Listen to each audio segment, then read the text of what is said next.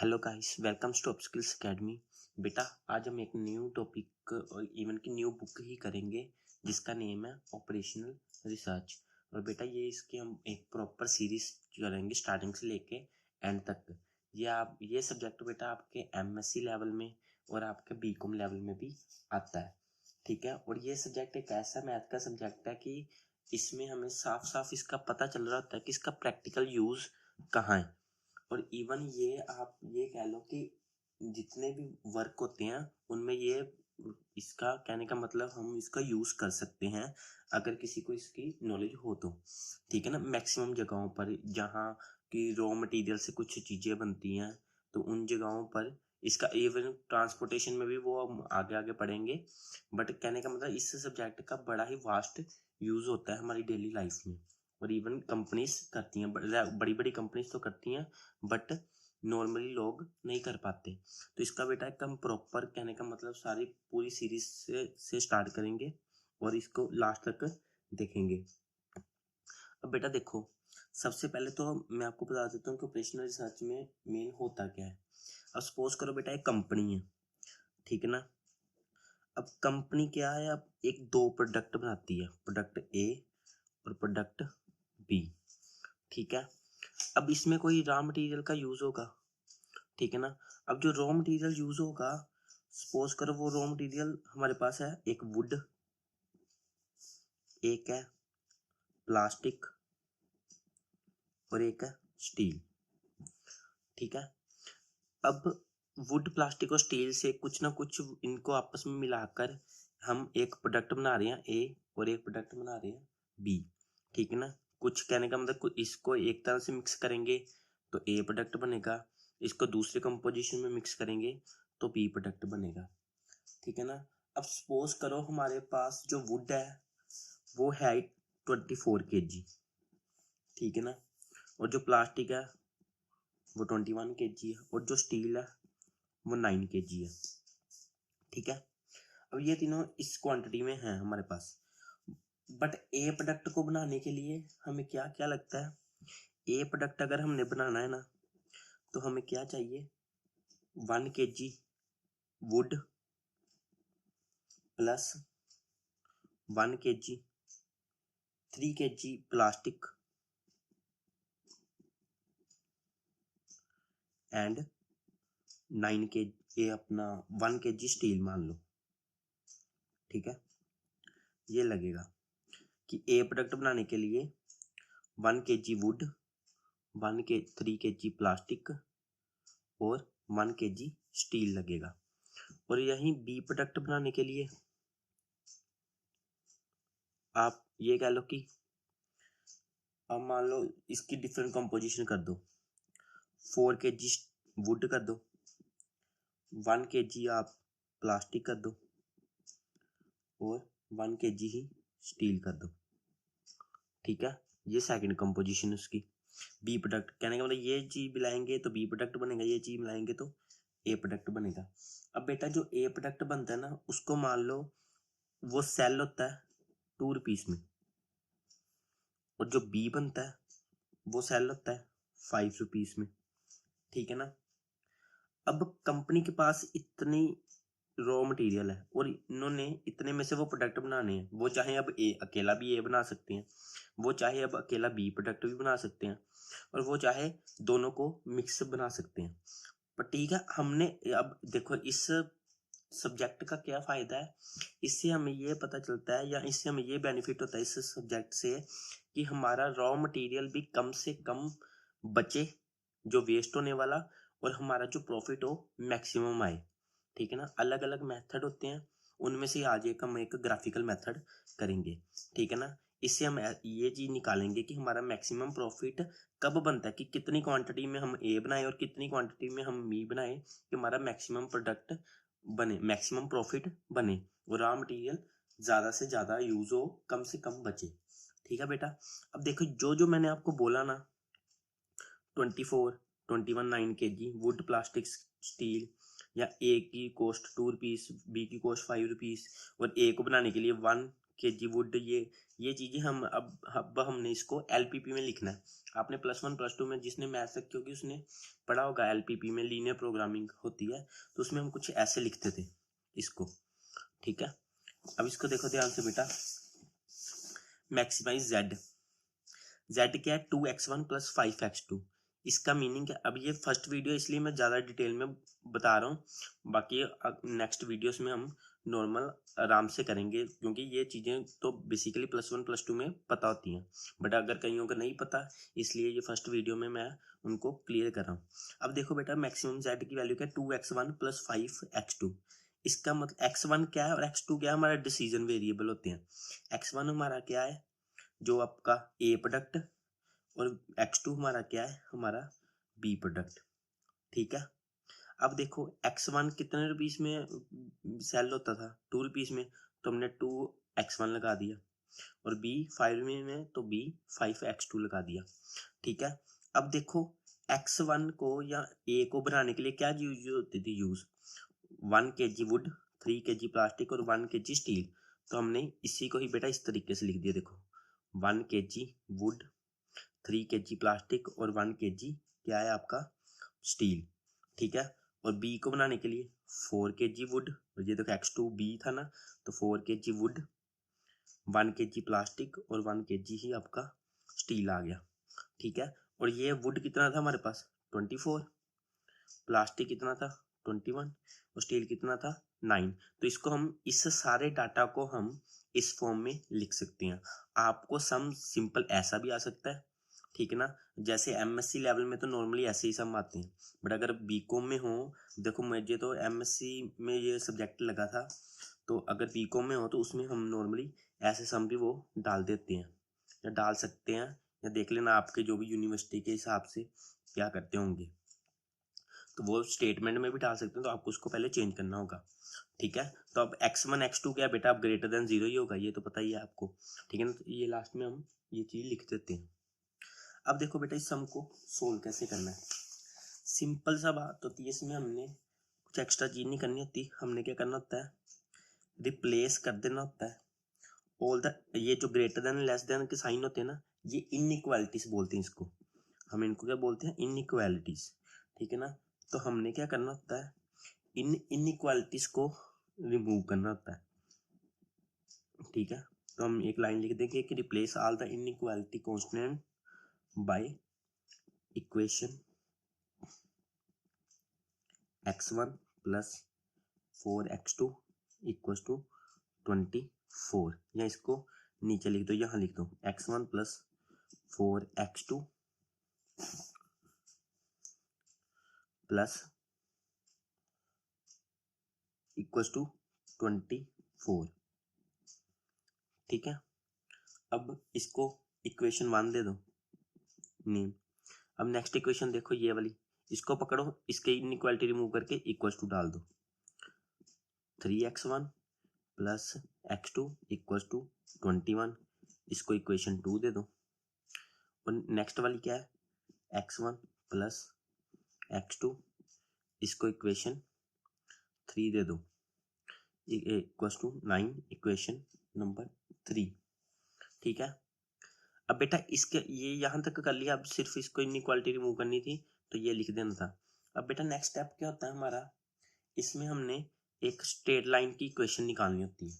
ठीक है ना, अब जिन्होंने तो मैथ सब्जेक्ट किया हुआ +1 +2 में, तो वो स्ट्रेट लाइन की उनको पता होगा, स्ट्रेट लाइन की इक्वेशन होती है x/a y/b = 1, ये स्ट्रेट लाइन की इक्वेशन होती है।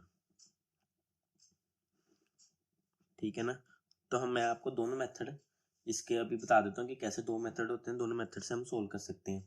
ठीक है, तो बेटा असल में हमने क्या करना होता है, इस = को 1 बनाना होता है, जैसे ये 24 है, 21 है, 9 है, इसको हमने 1 बनाना होता है।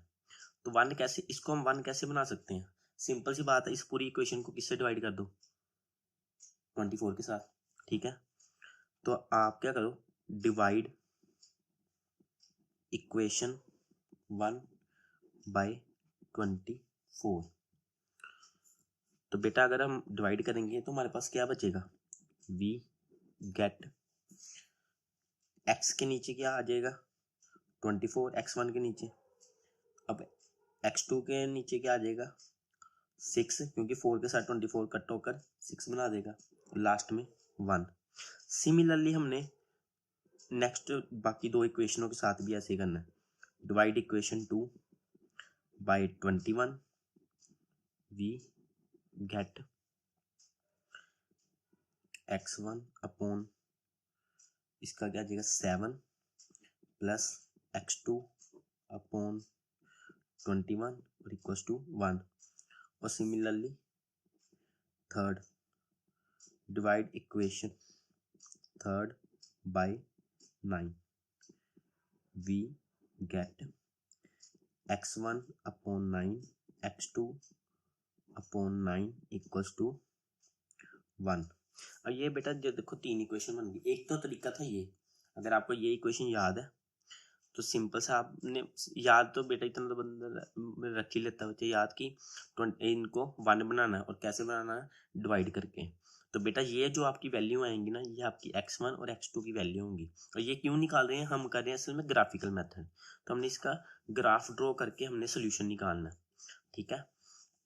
तो एक तो ये तरीका हो गया। एक सेकंड वे क्या होता है बेटा, आपने फर्स्ट इक्वेशन उठाई उसको पहले x1 को 0 पुट कर लिया।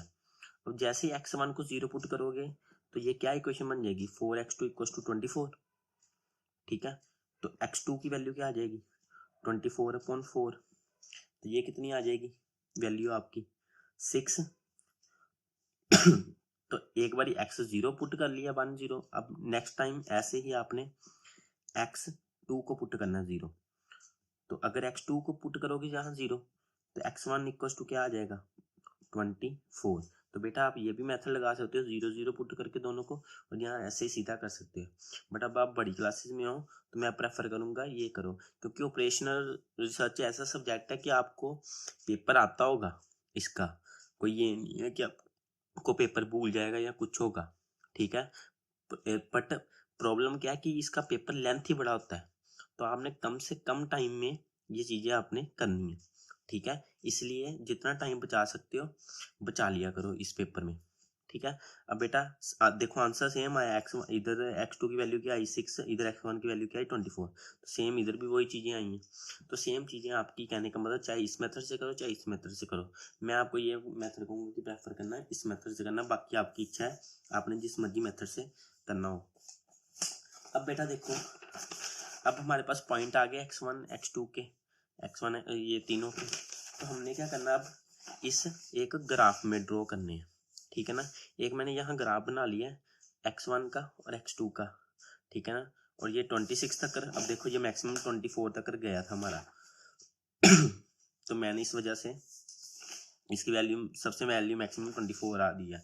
तो मैंने यहाँ भी और यहाँ से 24 तक बना लिया। ये 24 से ज़्यादा ही एक ज़्यादा बनाया करो, ठीक है ना। जैसे इधर भी 26 तक बनाया, इधर भी 26। अब बेटा देखो इसको अब हमने फिल करना है ये वैल्यूज भर के। अब x1 की वैल्यू क्या है 24 और x2 की वैल्यू क्या है 6। तो बेटा आपने क्या करना है x1 की वैल्यू 24 ली, ये देखो, और x1 की वैल्यू x2 की वैल्यू क्या ली आपने 6। तो यहाँ एक क्या है आपने लाइन ड्रॉ कर देनी है, ठीक है। और ये एक स्ट्रेट लाइन की इक्वेशन होती है तो हमेशा स्ट्रेट लाइन ही आपने बनानी है।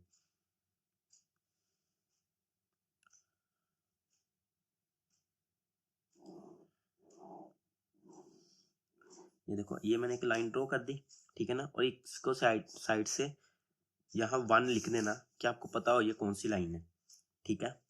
अब देखो बेटा अगला क्या था x1 7 और x2 21। अब x1 7 लो। अब ये देखो ये मैंने पॉइंट लगाया हुआ है वैसे 6 और 8 के बीच में ये 7 पॉइंट, और x2 हमारा क्या था 21। तो इधर से 21 का भी मैंने पॉइंट ये लगाया हुआ है। तो आपने क्या करना है इन दोनों पॉइंट्स को मैच कर देना आपस में,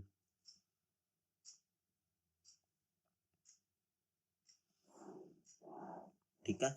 तो इसको क्या मान लो अब इक्वेशन, इसको ये लाइन 2 ऐसे कर लो कि आपको याद रहे, ठीक है। अब देखो बेटा अगला नेक्स्ट, अब नेक्स्ट क्या था 9 और 9।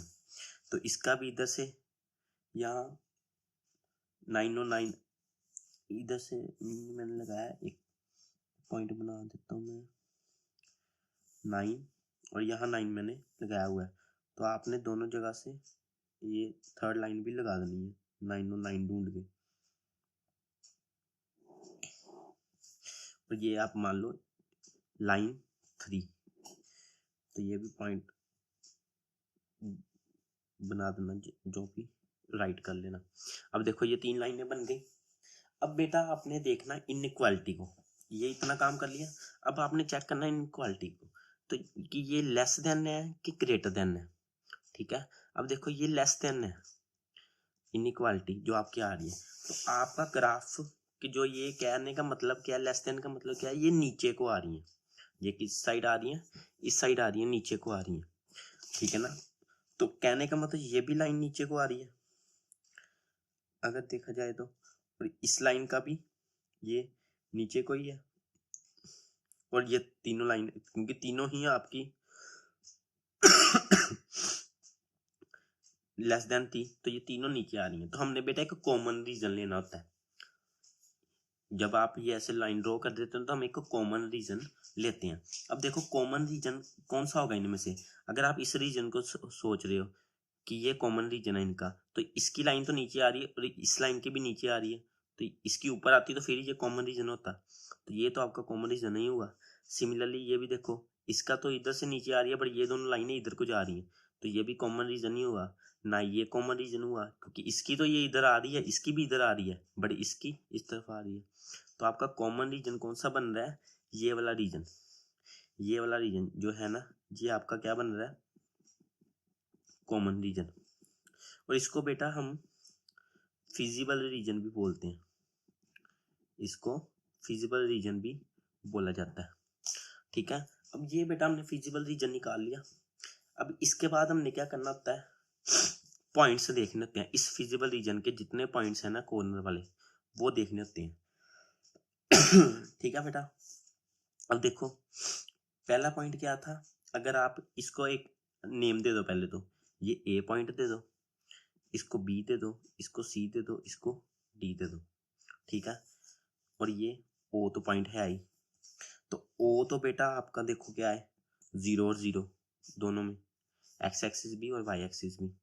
अब ए पॉइंट देखो, ए पॉइंट आपका क्या बन रहा है, यहाँ से एक्स एक्सिस आपकी 7 और वाई एक्सिस 0, तो ये क्या आ जाएगा आपका 7/0। बी क्या बन रहा है, अब बेटा बी को एक टाइम के लिए छोड़ दो अभी, और सी को भी छोड़ दो, पहले डी देखो। डी क्या बन रहा है आपका, इधर से 6 वाई एक्सिस और इधर से एक्स एक्सिस 0, तो ये क्या बन गया 0 और 6। अब बी और डी निकालते हैं बेटा। अब बेटा जो तो कॉर्नर वाले थे ना पॉइंट, वो तो हमने आराम से निकाल लिए, जो ये एक्स एक्सिस और वाई एक्सिस पर थे। अब ये है सेंटर में पॉइंट, ठीक है ना, ग्राफ के, तो ये थोड़ा सा निकालने के लिए हमें वो मैथ्स का यूज करना पड़ता है। अब देखो ये असल में क्या है, ये पॉइंट निकालना है, और आप बाकी चीजों लाइनों को भूल जाओ, बस इतना देखो। तो बेटा हम 10th में ये क्या थी, इंटरसेक्टिंग लाइन बोलते थे इनको हम, यूनिक सोल्यूशन निकलता था। तो यूनिक सोल्यूशन के लिए हम कैसे निकालते थे, हम मेथड निकालते थे, एलिमिनेशन मेथड लगाते थे, सब्स्टिट्यूशन मेथड लगाते थे। तो हम भी क्या करेंगे, एलिमिनेशन मेथड लगाएंगे इस इक्वेशन की और इस इक्वेशन का।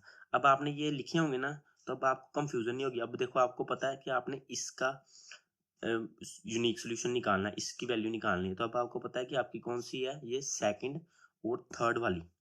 ठीक है ना, तो अब आपने क्या करना है, सेकंड और थर्ड इक्वेशन उठानी है। तो हमारी सेकंड इक्वेशन क्या थी, ये वाली, और थर्ड इक्वेशन क्या थी, ये वाली। तो बेटा आप क्या करो, ये सेकंड इक्वेशन को लिख लो और थर्ड इक्वेशन को लिख लो।